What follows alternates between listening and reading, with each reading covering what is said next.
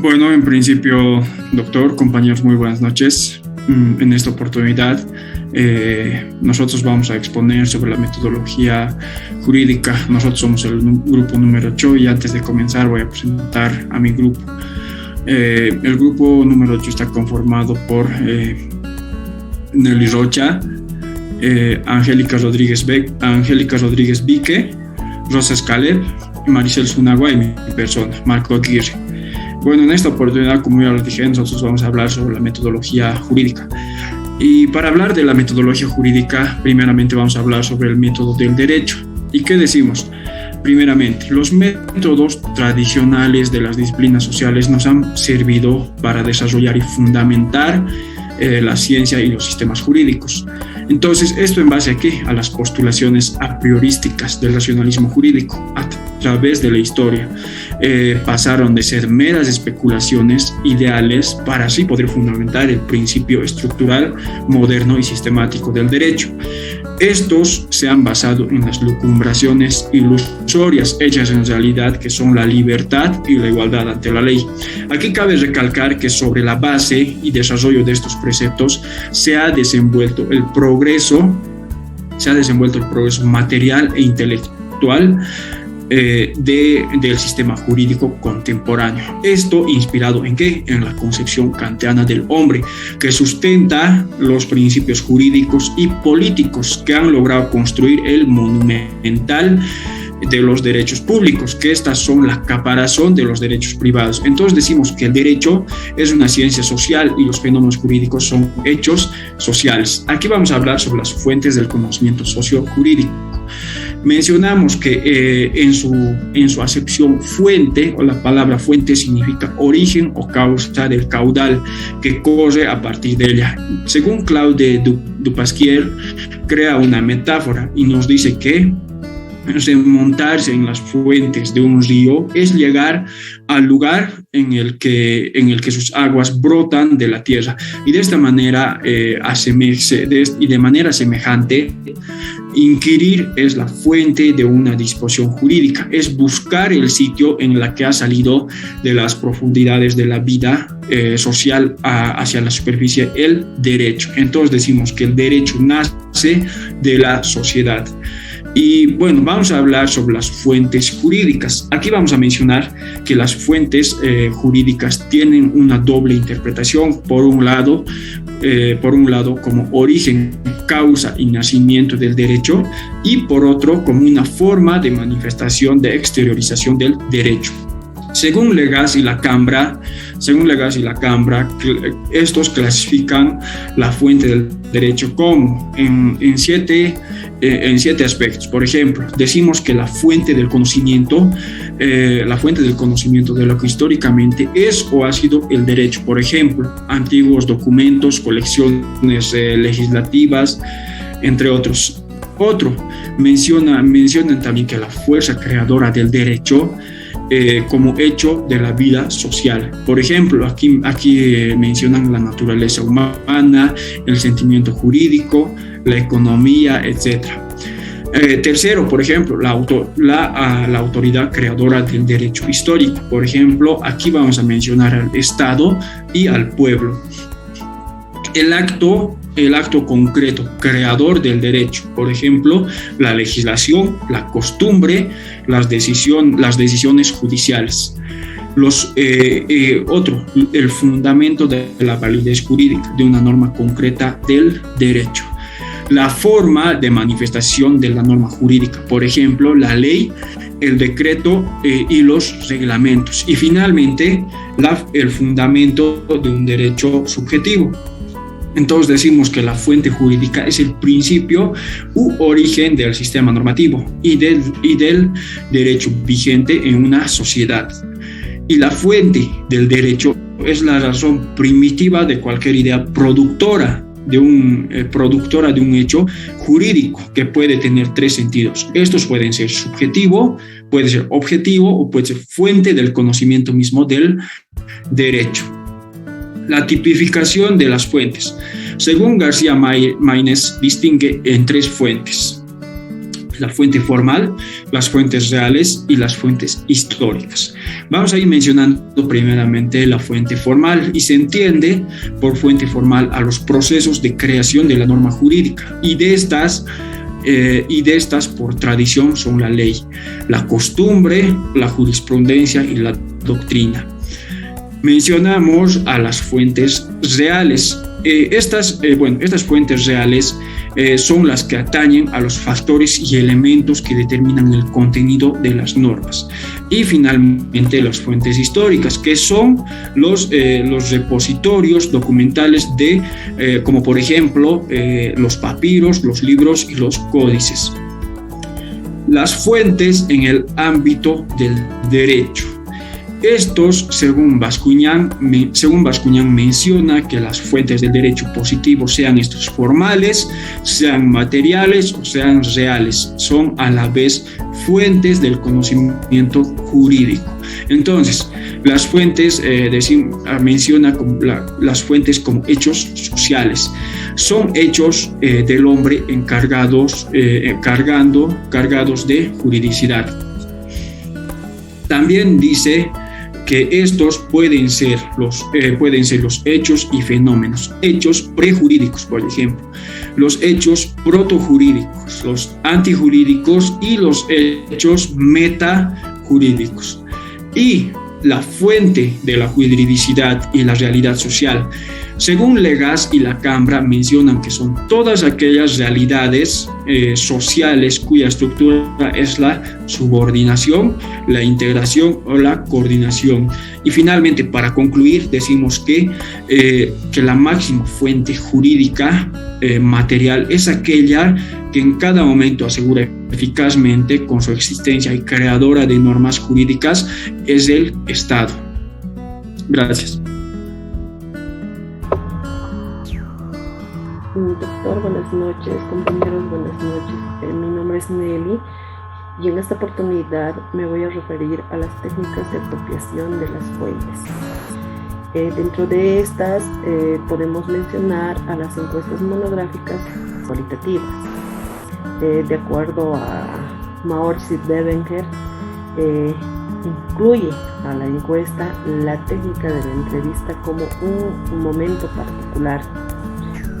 Por otra parte, la entrevista o interrogatorio de la colectividad se refiere a un mismo interrogatorio de la colectividad, sea esta propiamente dicha o sea una encuesta en sentido estricto.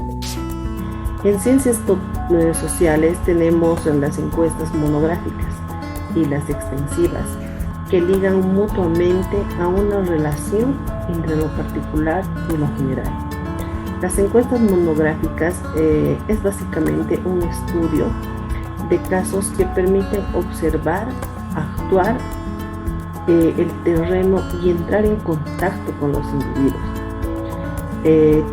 De hecho, Medina Echegaray menciona que comprender a una persona o grupo en una comunidad, o sea, esto trata en plenitud la relación interna y externa que destacan las circunstancias determinadas de una figura o forma como característica propia. Dentro de estas tenemos las técnicas cuantitativas. Estas son unas estadísticas para el uso sociológico. Es un instrumento de método, es una técnica, un método de estudio. Podemos mencionar como concepto que se puede definir de acuerdo a sus funciones. Dentro de estas tenemos la descripción, que es el resumen de la información que se puede ejemplificar de mejor manera. También tenemos la introducción, que esta consiste en la formulación de generalizaciones de datos cuantitativos sobre muestras previamente obtenidas, ¿no? En el marco de la investigación sociológica está basada frecuentemente sobre el estudio de muestras las consideraciones sociológicas acerca de la representatividad de aquellas, ¿no? Que esta juega obviamente un papel muy importante que da cara a la información de las proposiciones y la aceptación o el rechazo de las hipótesis. Pero la estadística es también un método de experimentación y de prueba, porque abre el campo del análisis, ¿ya? Este permite hacer la presentación simple de conjuntos complejos y ver las representaciones simplificadas que tienen una relación entre sí.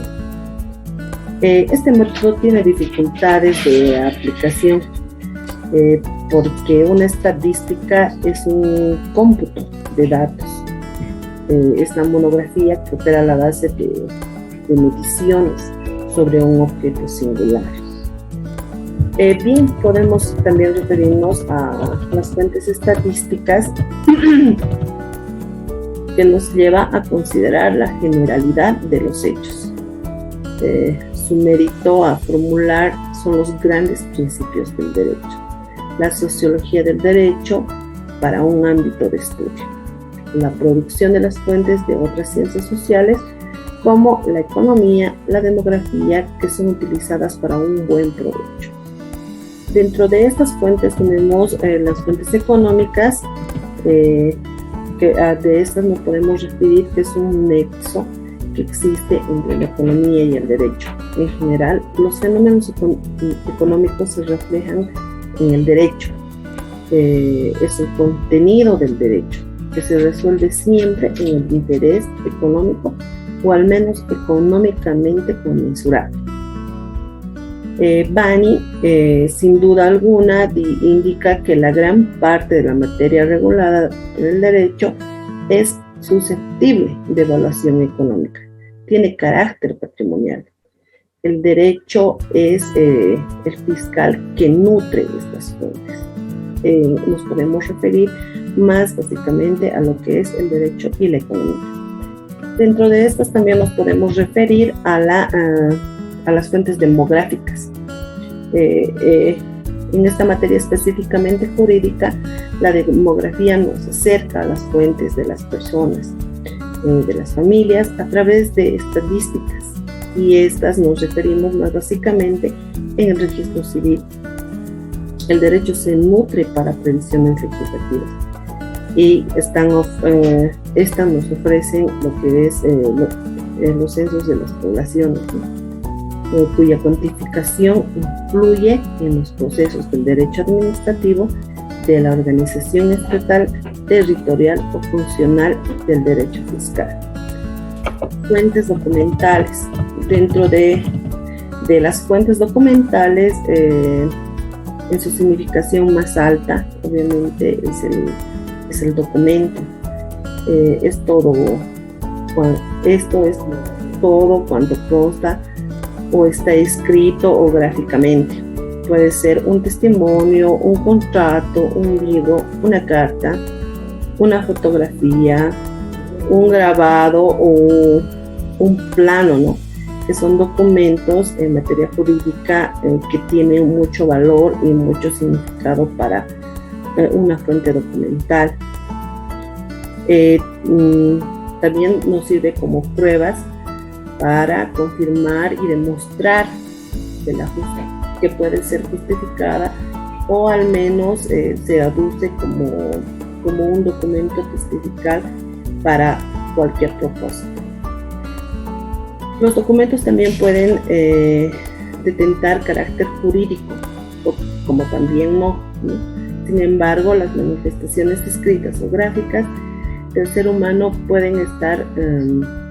estas pueden ser grávidas en el sentido jurídico y tener, por consiguiente, un mensaje para la sociología del derecho.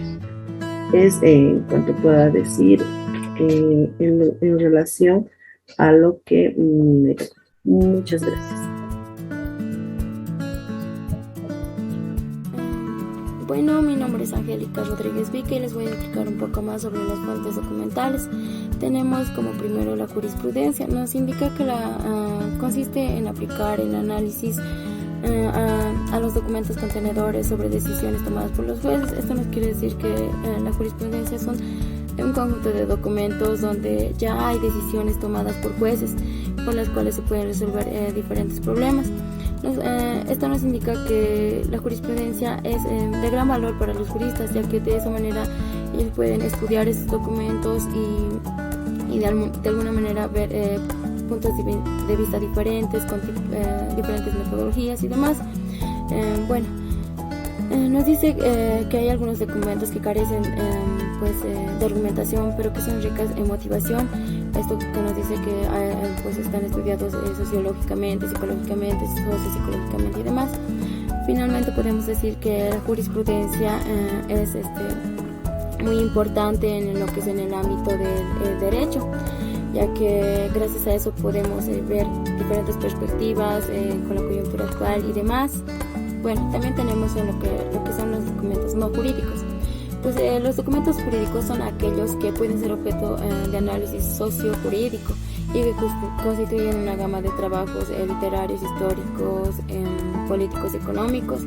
Estos documentos no tienen por qué hablar del derecho, simplemente dar diferentes perspectivas sobre sociología del derecho. También nos dice que estos documentos no jurídicos lo podemos ver básicamente en lo que es en el campo de la etnografía, ya que es aquí donde nosotros podemos hacer un estudio sobre las conductas, las costumbres y demás que los pueblos o diferentes pueblos tienen. También tenemos lo que son la prensa. Nos dice que la prensa es un medio de comunicación bastante relevante para la opinión pública, ya que si nosotros hablamos de cuestiones, pueden ser cuestiones jurídicas, es muy relevante para el público y demás. También tenemos lo que es la literatura. La literatura es un visaje que tiene el escritor para hablar sobre la sociedad en la que vive. Puede estar con las visiones sociológicas del derecho y demás. La observación del escritor al introducir elementos jurídicos en la trama de su obra, puesto que en realidad, en tanto la ficción como la realidad está preñada por la juridicidad. También en la Edad Moderna tenemos escritores como Shakespeare y Molière que en sus escrituras ponen ingredientes jurídicos en la medida en la que dichas obras son de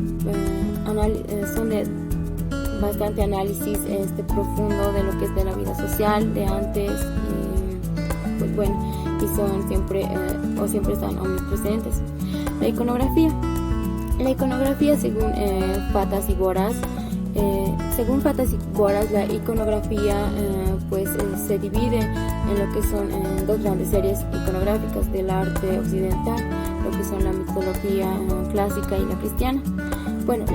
La expresión figurativa del derecho se ha parido con la civilización de la imprenta, es lo que nos dice el autor Carbonnier, puesto que no se valora mucho como se valoraba antes. También tenemos a lo que son la iconografía jurídica. Es en nuestro tiempo un arte de museo, en el que caben todas las expresiones plásticas del pasado y del presente, como el grabado y la escritura, que podemos verlo ahora también en nuestros diferentes museos. Por ejemplo, podemos nombrar uno que sería como la Casa de la Moneda, donde hay bastante historia. El método en el derecho es un método propio de la teoría general de derecho, encaminado a conocer el dato de la materia jurídica, que en su tejido de reglas las cuales se inducen o se deducen. También podemos decir que el derecho como fenómeno social convive en otras realidades propias del mundo superorgánico, que se avecinan en alguna medida, le dan sentido a una realidad. La teoría general del derecho es única y en un solo método, puesto que, como hemos enfatizado reiteradamente, el ordenamiento jurídico es una totalidad cuyas puestas son interdependientes para resolver los casos jurídicos. Nos dice Aftalion, el autor Aftalion, que la ciencia del derecho puede admitir una división dogmática en capítulos o ramas, pero que este no puede cambiar ni su objetivo ni su método. Finalmente tenemos lo que es la sistemática jurídica. En el campo ontológico de la sistemática, señorea que es lógica formal que utiliza metódicamente las abstracciones, ordenaciones, definiciones, generalizaciones para organizar, clasificar y definir las diferentes expresiones. Bueno, la sistemática jurídica fue creada, la sistemática jurídica fue creada por Friedrich Carl von Savig a través de su teoría de la coordinación y subordinación de las leyes para formar entre ellas el ordenamiento jurídico. Bueno, finalmente podemos decir que el contenido de la sistemática para Savigny es la legislación, es decir, los principios del derecho. La forma jurídica debe tener un método lógico de conocimiento que exprese el contenido total de la legislación y permita aprender el vínculo de su conexión interna. Buenas noches, doctor. Buenas noches, compañeros. Mi nombre es Caleb Joel Roses y continuando con el tema, la interpretación. Es la significación lógica de un pensamiento. En el ámbito de la metodología jurídica, la interpretación o hermenéutica es la comprensión que realizan los juristas designados, volcando el concepto de la cultura, es decir, los actos humanos y sus motivaciones. El derecho se constituye tanto por la integración ontológica de una manifestación lógico-normativa, que es el significado del acto regulado, en cuanto a los actos humanos y sus objetivaciones, que es el comportamiento regulado.